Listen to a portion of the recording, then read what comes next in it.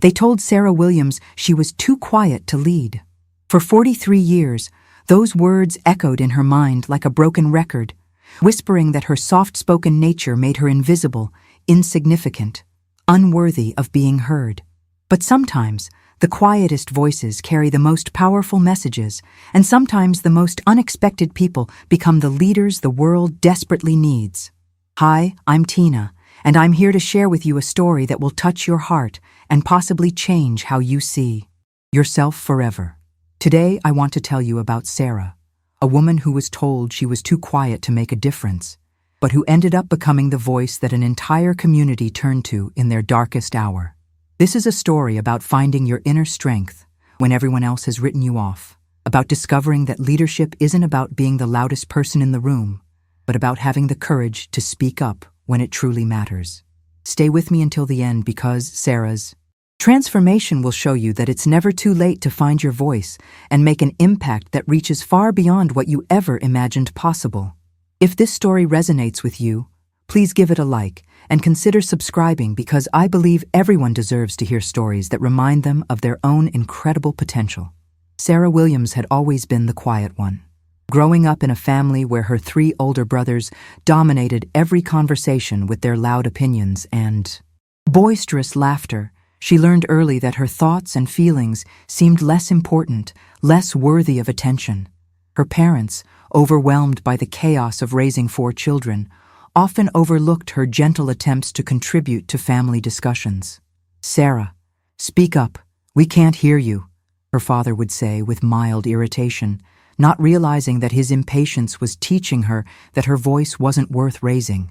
By the time she reached adulthood, Sarah had internalized the belief that she was simply not the type of person who was meant to be heard, let alone lead others. At Riverside Elementary School, where Sarah had worked as a 3rd-grade teacher for 15 years, she was known as the reliable one, the one who never caused problems, never complained, never rocked the boat. She arrived early, stayed late, and poured her heart into helping her students learn and grow. Her classroom was a haven of calm in a school that often felt chaotic, and her students adored her gentle way of explaining difficult concepts and her infinite patience with their struggles. Yet when it came to staff meetings, parent conferences, or any situation that required her to assert herself, Sarah would shrink into the background, letting more confident colleagues take the lead while she sat quietly, her valuable insights locked away behind her self-doubt. The breaking point came during a particularly tense faculty meeting in November. The school district had announced budget cuts that would eliminate the music and art programs, decisions that would devastate the very students Sarah had devoted her career to serving. She watched as her colleagues argued back and forth, their voices rising in frustration, but their arguments lacking focus and direction. Principal Martinez looked overwhelmed, clearly seeking solutions but finding none in the chaos of angry voices. Sarah felt her heart breaking as she thought about 8-year-old Marcus, who came alive during music class despite his struggles with reading, and little Emma, whose artwork had become her way of processing her parents' difficult divorce. When veteran teacher Mrs. Henderson declared, "Well, what can we really do? The district has made their decision," Sarah felt something stirring deep inside her chest. For months, she had been quietly researching grant opportunities, community fundraising ideas, and alternative programs that could save the arts education her students desperately needed. She had filled notebook after notebook with detailed plans, budget projections, and implementation strategies, but she had never shared them because she assumed no one would listen to her ideas. After all, she was just quiet Sarah, the teacher who never spoke up, who was too timid to lead. But as she sat in that meeting, watching her colleagues resign themselves to defeat, Sarah realized that her silence was not protecting her anymore. It was failing her students. The weight of their future pressed down on her shoulders, and suddenly her fear of speaking seemed insignificant compared to her fear of letting them down. Her hands trembled as she cleared her throat, the sound barely audible over the continued discussions around the conference table. "Excuse me," she said softly, her voice shaking. The room continued its cacophony of complaints and frustrations. She tried again, slightly louder.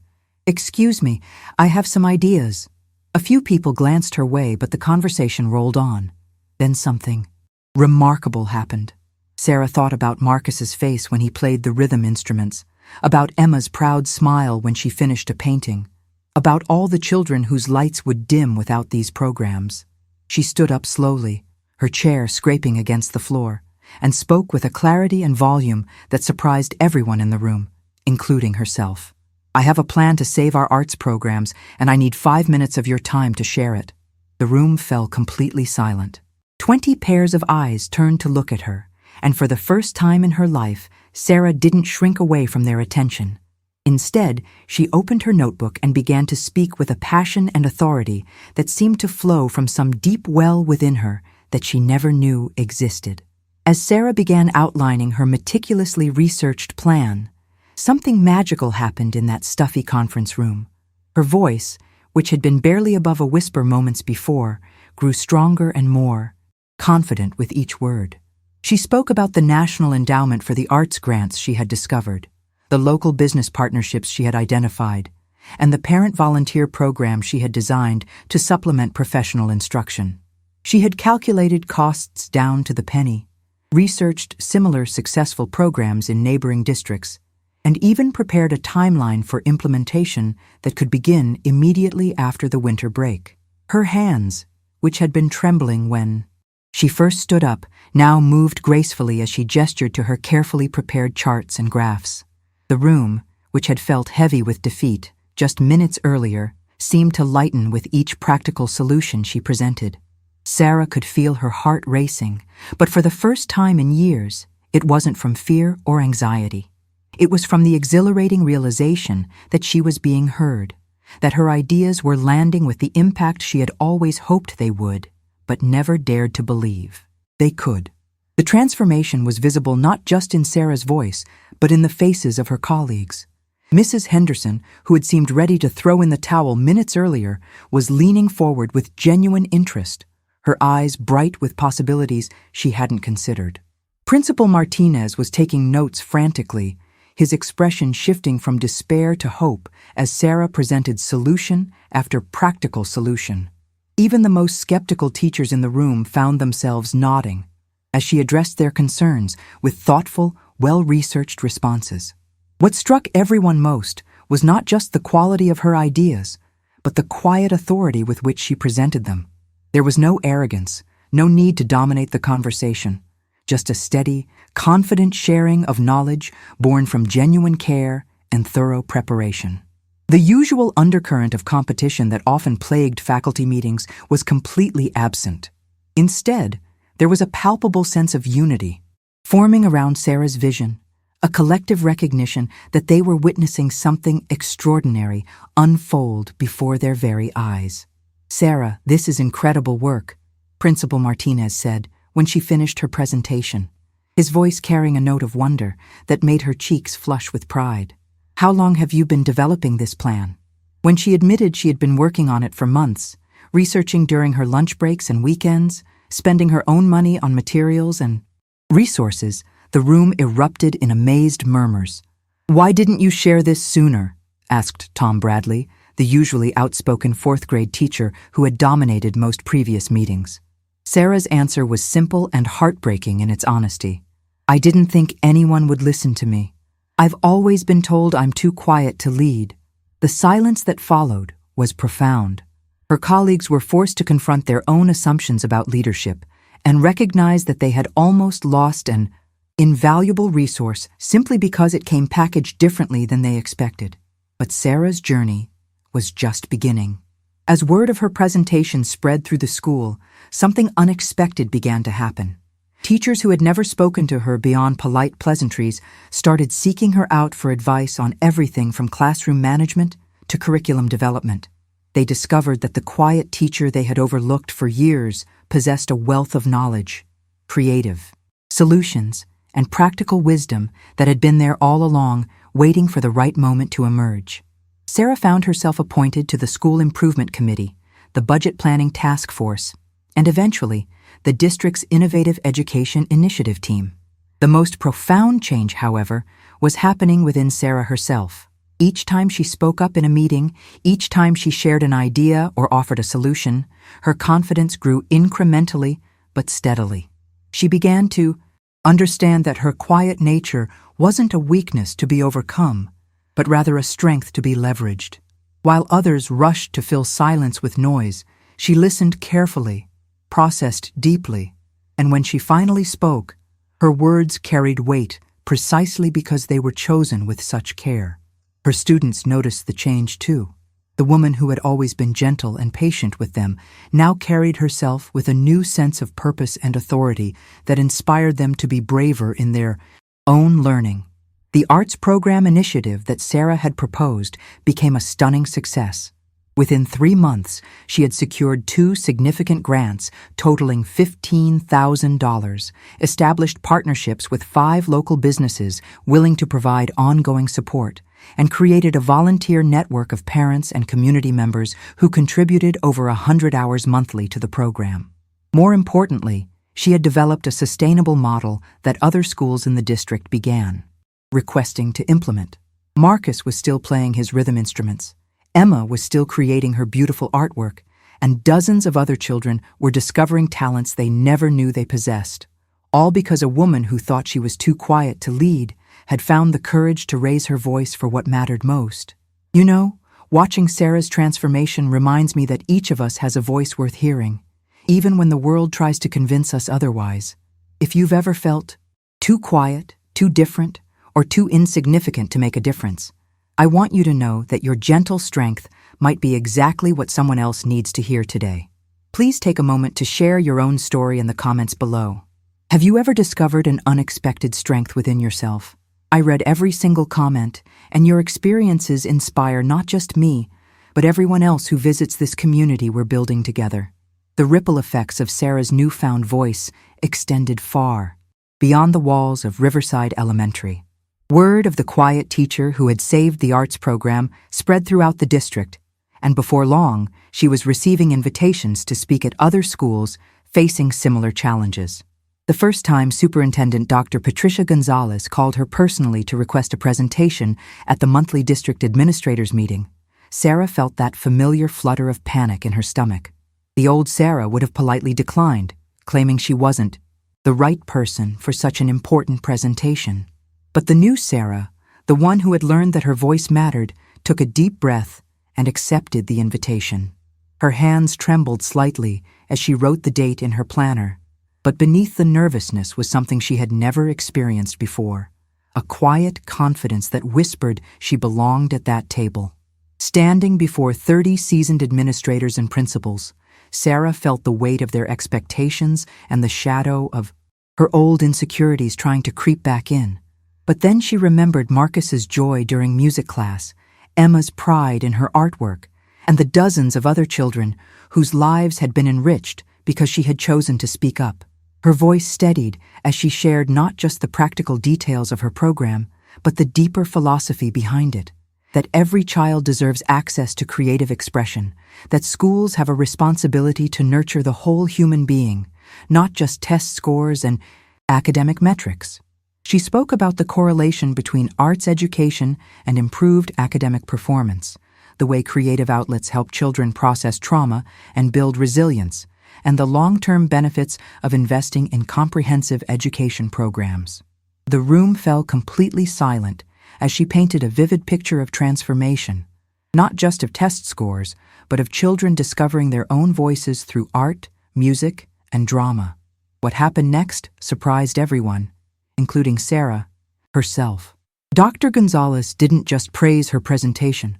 She offered Sarah a position as the district's arts education coordinator, a newly created role that would allow her to implement her successful model across all 17 schools in the district. The salary increase was significant, but more importantly, the position would give her the platform to advocate for children on a scale she had never imagined possible. When she called her husband David that evening to share the news, his pride in her accomplishment was so evident in his voice that she found herself crying tears of joy and amazement at how much her life had changed in just a few short months. "I always knew you had this in you," he said softly, his voice thick with emotion. "I just waited for you to see it too." The transition to her new role presented challenges that tested Sarah's growing confidence in new ways. leading meetings with veteran administrators who had decades more experience than she did, presenting budget proposals to school board members and advocating for program changes that affected thousands of students required a level of assertiveness that still felt foreign to her naturally gentle personality. There were moments when the old doubts crept back in, when she wondered if everyone could see through her newfound confidence to the scared, quiet woman underneath. During one particularly difficult board meeting where her budget proposal faced harsh criticism, Sarah felt herself beginning to retreat into her old pattern of silence and self-doubt. Her throat tightened, and for a terrifying moment, she thought she might lose her voice entirely, just like in her childhood nightmares. But then board member Patricia Stevens, a formidable woman known for her tough questioning of district initiatives, surprised everyone by saying, "Ms. Williams, I've been on this board for 8 years, and I've rarely seen someone present such thoroughly researched, practically sound, and genuinely necessary proposals. Your quiet confidence is refreshing in a field full of people who mistake volume for competence." The comment was a revelation for Sarah. She realized that her gentle approach to leadership wasn't something she needed to apologize for or overcome, but rather a distinctive strength that set her apart in positive ways. She wasn't trying to be the loudest voice in the room. She was striving to be the most thoughtful, the most prepared, and the most genuinely committed to serving the children and families in her community. The realization settled over her like warm sunlight, melting away years of self-doubt and replacing them with something far more powerful than mere confidence: authentic self-acceptance. As her first year in the district position progressed, Sarah developed what colleagues began calling the Williams method, a leadership style characterized by deep listening, thorough research, collaborative problem-solving, and steady, persistent advocacy for what was right rather than what was easy or popular.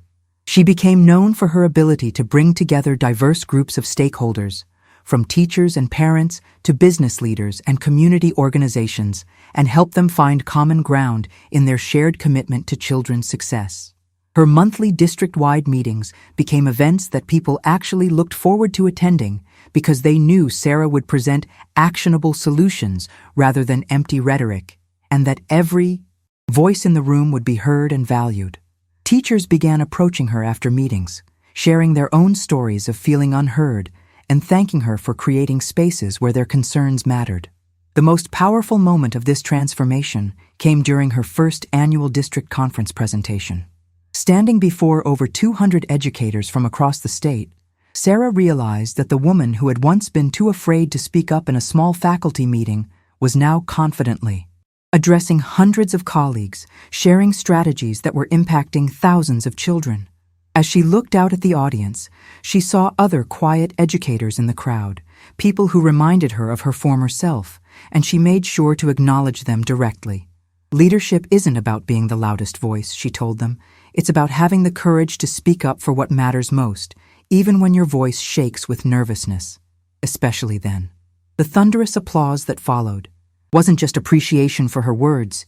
It was recognition from hundreds of educators who had finally found someone who understood that strength comes in many forms, and that sometimes the most powerful voices are the ones that speak softly but carry the weight of genuine conviction. The transformation in Sarah's professional life began to create unexpected changes in her personal relationships as well. Her husband David, who had always been proud of her dedication to teaching, found himself both amazed and somewhat intimidated by the confident, assertive woman his wife was becoming. During their evening conversations, which had once centered around his day at the insurance office and her quiet reports about classroom activities, Sarah now shared stories of board meetings, district-wide initiatives, and the complex challenges of educational leadership. While David was genuinely proud of her success, he sometimes struggled with the shift in their relationship dynamic, admitting to her one evening that he sometimes felt like he was married to a different person than the quiet, deferential woman he had fallen in love with 20 years earlier. "Sarah, I love seeing you shine like this," he said carefully one Tuesday night as they cleaned dishes together. "But sometimes I feel like I'm losing the woman who used to ask my opinion about everything. Now you make these big decisions at work, and I wonder if you still need me the way you used to." His vulnerability caught her off guard, and she realized that her growth had created an unexpected distance between them that needed addressing with the same intentionality she brought to her professional challenges. This honest conversation led to a deeper discussion about how Sarah's growth was affecting their marriage, and they both realized that her transformation was actually revealing aspects of her personality that had always existed but had been suppressed by years of believing she wasn't worthy of being heard.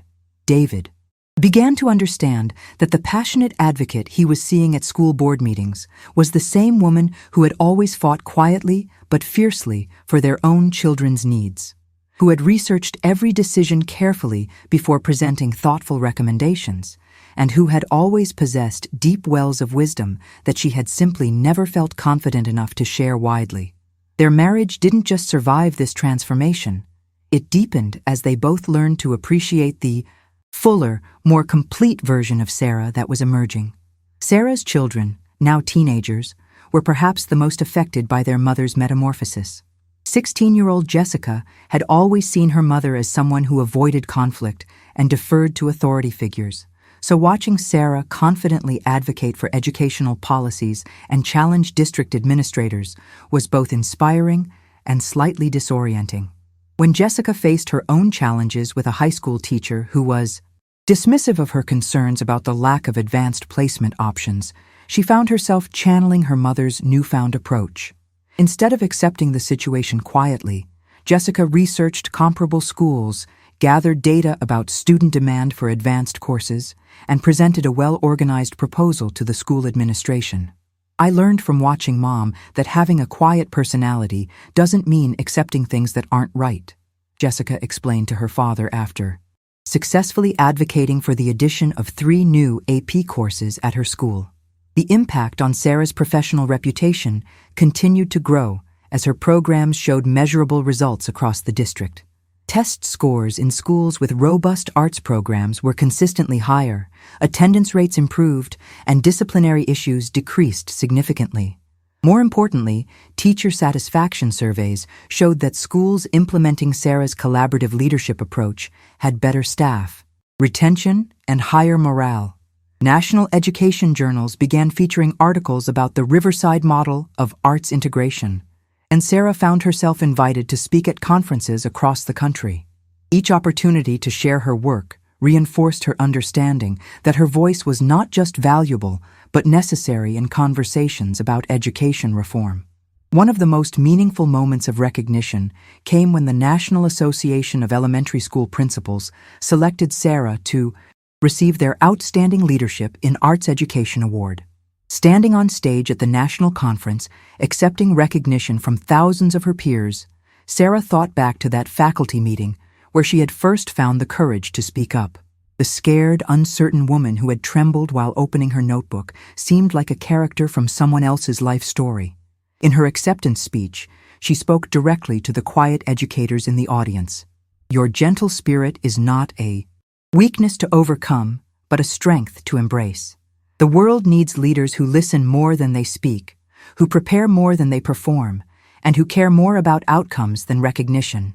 The personal growth that accompanied Sarah's professional success manifested in unexpected ways throughout her daily life.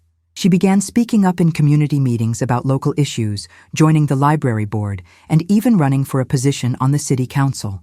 Her approach to civic engagement mirrored her educational leadership style.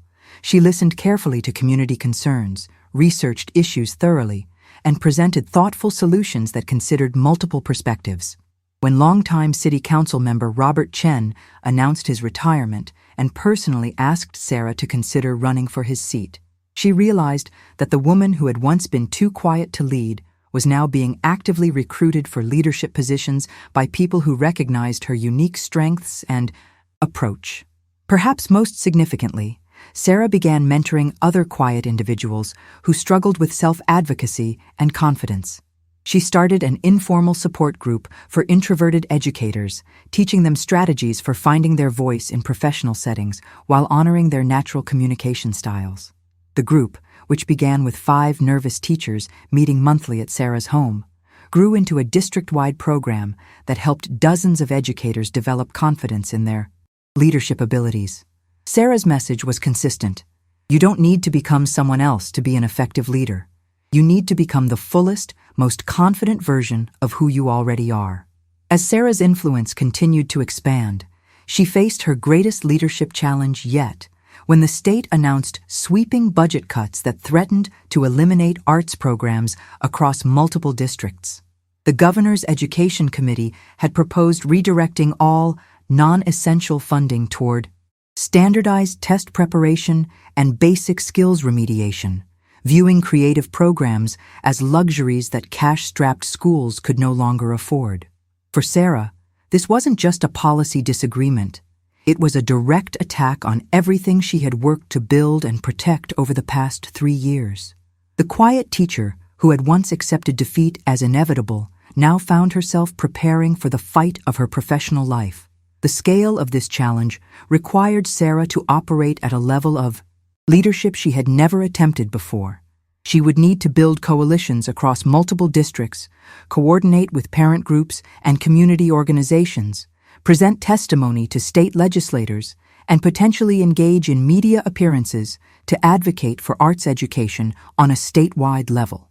The old Sarah would have been paralyzed by the magnitude of such an undertaking. But the new Sarah approached it with the same methodical preparation and quiet determination that had served her so well in smaller battles. She began by reaching out to colleagues across the state, discovering that she had become something of a legend among arts educators who had heard about the Riverside success story. Building the statewide coalition proved to be an exercise in the kind of collaborative leadership that had become Sarah's signature approach. Rather than positioning herself as the central figure leading a charge, she created a network of passionate advocates who each brought their own strengths and perspectives to the cause.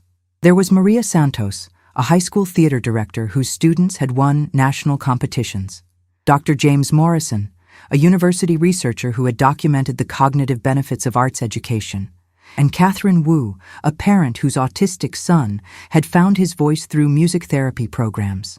Sarah's role was to weave their individual stories and expertise into a compelling narrative that demonstrated the essential nature of creative education for all children. The state capitol hearing, where Sarah and her coalition would present their case, was scheduled for a Tuesday morning in March, and as the date approached, Sarah felt the familiar butterflies of nervousness dancing in her stomach. This was different from speaking to school boards or district administrators. She would be addressing state senators and representatives who held the power to affect hundreds of thousands of students across dozens of districts. The night before the hearing, she called her mentor, retired Principal Eleanor Martinez, who had guided her through many of the challenges of her early leadership years. "Remember, Sarah," Eleanor told her, "you're not there to perform or impress anyone. You're there to speak truth on behalf of children who can't speak for themselves. That's the most powerful voice anyone can have." Walking into the state capitol building that morning, Sarah carried with her a folder containing not just statistics and research data, but letters from students whose lives had been transformed by arts education, photographs of children engaged in creative learning, and testimonials from teachers who had witnessed the magic that happened when schools honored the whole child. When her turn came to address the education committee, Sarah rose from her seat with the same steady confidence she had discovered in that faculty meeting years earlier. She spoke for 12 minutes, her voice clear and unwavering, presenting a case that was both emotionally compelling and rigorously factual. She talked about Marcus, now a confident fifth grader who had discovered a love of percussion that had improved his focus in all subjects. She mentioned Emma, whose artistic abilities had earned her a scholarship to a prestigious summer arts camp and had given her the confidence to excel academically. But Sarah saved her most powerful argument for last. Looking directly at the committee chair, Senator Patricia Rodriguez, she said, "When we tell children that creativity doesn't matter, that their imaginations are less important than their test scores, we're not just cutting programs, we're cutting pieces of their souls. We're teaching them that the world has no place for their unique gifts, their different ways of seeing and understanding. Is that really the message we want to send to the next generation?" The hearing room, which had been filled with the usual rustling and quiet conversations that accompany legislative proceedings, fell completely silent. Several committee members were taking notes frantically, and Sarah could see that her words had found their mark. The victory that followed was not immediate or complete, but it was significant. The Education Committee voted to preserve 60% of arts funding across the state, with provisions for districts to apply for additional support based on demonstrated need and successful outcomes. Sarah's testimony was credited by multiple legislators as the turning point in their decision-making process, and video clips of her presentation were shared widely on social media, inspiring other quiet advocates to find their own voices in similar battles. More importantly, the network of arts education advocates that Sarah had helped coordinate became a permanent coalition that continued to work on behalf of creative learning opportunities for children across the state. As Sarah drove home from the Capitol that evening, she reflected on the incredible journey that had brought her to this moment. The woman who had once believed she was too quiet to lead had just successfully advocated for policy changes affecting hundreds of thousands of students. But perhaps most remarkably, she had done it by remaining true to her authentic self. She hadn't become louder or more aggressive. She had simply learned to trust that her natural way of leading, with its emphasis on careful listening, thorough preparation, and genuine care for others, was exactly what the world needed more of. If this story has touched your heart the way it has mine, I hope you'll take a moment to subscribe to our channel and share your thoughts in the comments below. Have you ever had to find your voice in an unexpected way? What challenges have you overcome that once seemed impossible? I love reading your stories because they remind all of us that transformation is possible at any stage of life, and that sometimes our greatest strengths are hidden in what we've been taught to see as weaknesses. Your courage to share might be exactly what someone else needs to hear today. The success of the state advocacy campaign opened doors for Sarah that she had never imagined possible. Within months, she was receiving invitations to speak at national education conferences, consult with school districts struggling to implement arts programs, and even participate in federal policy discussions about comprehensive education reform. The Department of Education's Office of Innovation and Improvement reached out to request her input on a new initiative designed to support creative learning in underserved communities. Each opportunity reinforced Sarah's growing understanding that leadership wasn't about fitting into a predetermined mold, but about bringing your authentic self to serve something greater than your own comfort or convenience. One of the most profound invitations came from Dr. Susan Chen, director of the National Center for Education Leadership, who asked Sarah to keynote their annual conference on emerging voices in educational reform. The irony was not lost on Sarah. The woman who had been told she was too quiet to lead was being asked to be the primary voice at a gathering of the nation's most influential education leaders. As she prepared her presentation, Sarah decided to center it on the theme that had guided her entire transformation: the power of quiet leadership and the necessity of making space for different types of voices in positions of influence. The conference presentation became a watershed moment not just for Sarah personally, but for the broader conversation about leadership styles in education. Standing before an audience of over 800 superintendents, principals, and policymakers, Sarah shared her story with a vulnerability and authenticity that resonated deeply with people who had spent their careers believing that effective leadership required a certain type of personality. She spoke about the danger of overlooking quiet contributors, the value of leaders who listen more than they speak, and the importance of creating environments where thoughtful, reflective voices are valued alongside more traditionally assertive ones. During the question and answer session following her keynote, a superintendent from Oregon stood up to share that Sarah's presentation had made him realize how many quiet leaders he might have overlooked in his own district. "I've always promoted the people who spoke up first and loudest in meetings," he admitted. "But listening to you makes me wonder how many Sarah Williams types I have sitting in my schools right now, full of wisdom and solutions that I've never bothered to discover because they don't fit my mental model of what a leader looks like." His comment sparked a broader discussion among the conference attendees about the need to actively seek out and nurture different leadership styles, particularly in a field as complex and human-centered as education. The ripple effects of Sarah's growing influence began to transform not just educational practices, but also organizational cultures in schools and districts across the country. Administrators who had heard her speak began implementing what became known as quiet leadership development programs, specifically designed to identify and support staff members whose leadership potential might be overlooked due to their communication styles. These programs included strategies for creating more inclusive meeting formats, providing alternative ways for introverted team members to contribute their ideas, and recognizing different forms of professional excellence beyond traditional metrics of visibility and self-promotion. Sarah's approach to mentoring other emerging leaders became a model that was replicated in multiple contexts. Rather than trying to transform quiet individuals into more assertive versions of themselves, she taught them to leverage their natural strengths while building confidence in sharing their perspectives when it mattered most. Her mentees learned to prepare thoroughly for important conversations, to find allies who could amplify their voices when necessary, and to recognize that their thoughtful, measured approach to problem-solving was often more effective than reactive, impulsive decision-making.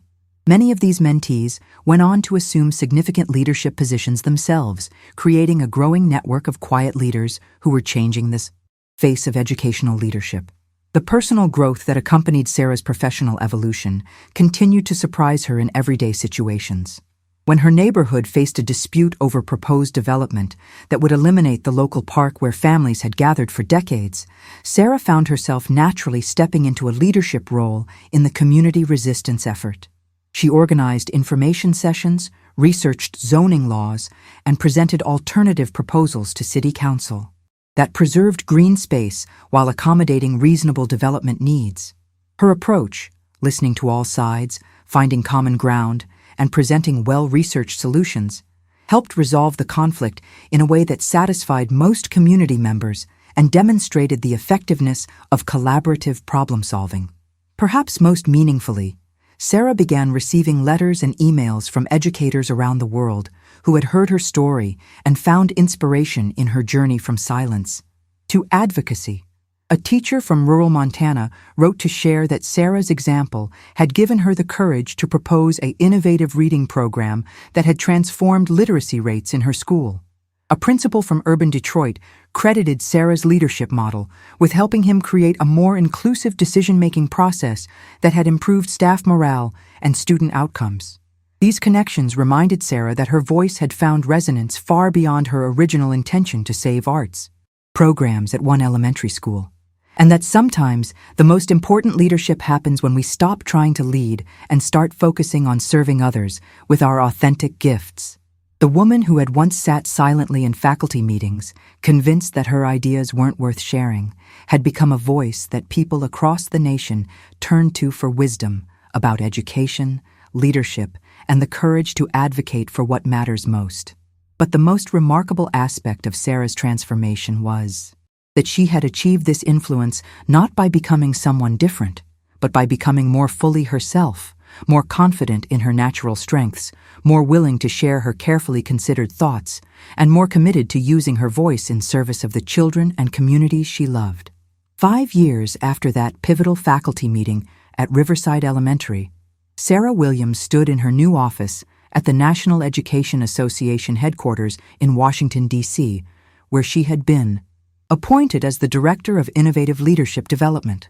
The walls were decorated not with certificates and awards, though she had earned many, but with artwork created by students from the programs she had helped establish, letters from teachers whose careers she had mentored, and photographs from schools where her quiet leadership approach had transformed organizational cultures. Each item told a story of voices that had been discovered, potential that had been unlocked, and communities that had been strengthened because someone had learned to believe in the power of their own authentic contribution.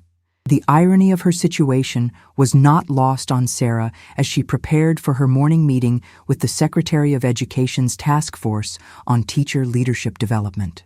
The woman who had once been too intimidated to speak up in a small-town faculty meeting was now helping to shape national policy on how schools identify and develop leadership talent among their staff.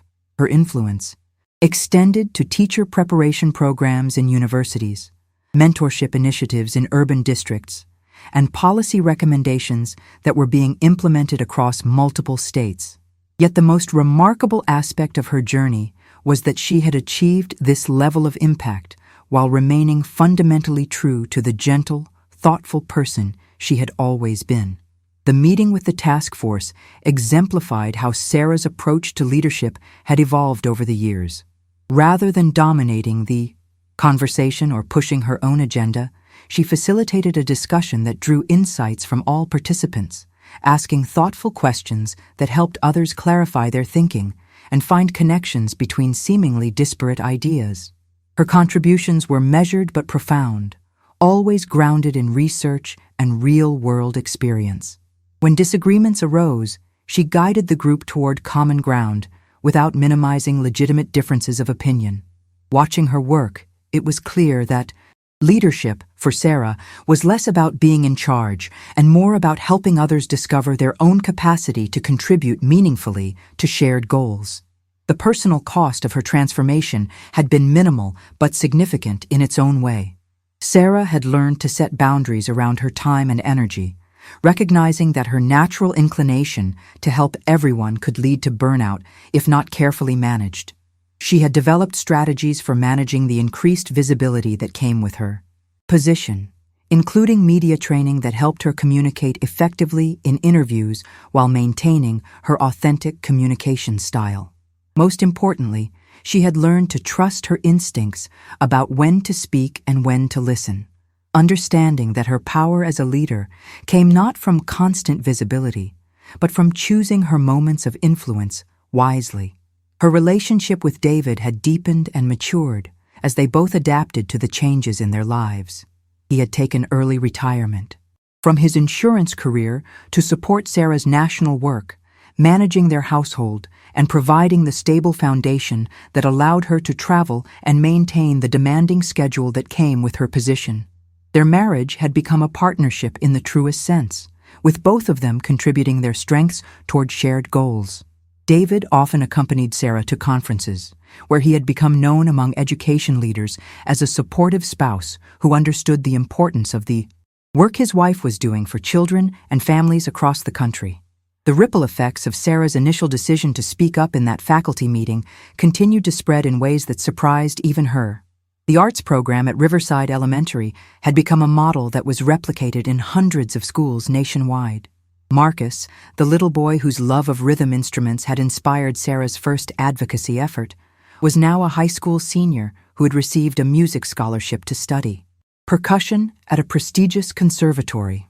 Emma, the artistic second grader whose paintings had decorated Sarah's early presentations, was now creating murals for community organizations and had started an after-school art program for younger children. Their success stories, along with thousands of others, served as living proof that Sarah's quiet revolution had created lasting change in the lives of real children. As Sarah reflected on her journey during quiet moments in her D.C. apartment, she often thought about the other quiet people who were still sitting in meetings, still believing that their voices didn't matter, still convinced that they were too different or too gentle to make a difference in their communities. Her hope was that her story would reach some of those individuals and help them understand that the world desperately needed their unique perspective, their thoughtful approach to problem solving, and their authentic way of connecting with others. Leadership, she had learned, was not about fitting into someone else's definition of what a leader should look like, but about having the courage to offer your genuine self in service of something larger than your own comfort. The quiet teacher, who had once been told she was too quiet to lead, had become exactly the kind of leader the world needed most. Someone who listened carefully, prepared thoroughly, acted with integrity, and never forgot that the true measure of leadership was not personal recognition, but positive impact on the lives of others. Her voice, once barely audible in a small faculty meeting, had become a clarion call for authenticity, collaboration, and the revolutionary power of quiet strength. In finding her own voice, Sarah had helped countless others discover theirs, proving that sometimes the most transformative leaders are not the ones who shout the loudest, but the ones who speak with such truth and conviction that the whole world stops to listen. Sarah's story reminds us that within each quiet person lies a leader waiting to be discovered. Within each hesitant voice lies wisdom waiting to be shared. And within each act of authentic courage lies the potential to change not just our own lives, but the lives of everyone whose path we cross. The woman who was too quiet to lead had become the voice that everyone needed to hear.